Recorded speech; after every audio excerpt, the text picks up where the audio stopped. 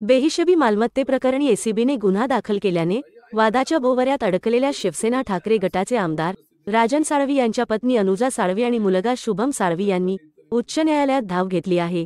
या प्रकरणात अटकपूर्व जामीन मंजूर करावा अशी विनंती केली आहे। आमदार राजन साळवी यांच्या मागे एसीबीने बेहिशेबी मालमत्तेप्रकरणी चौकशीचा ससेमिरा सुरू केला।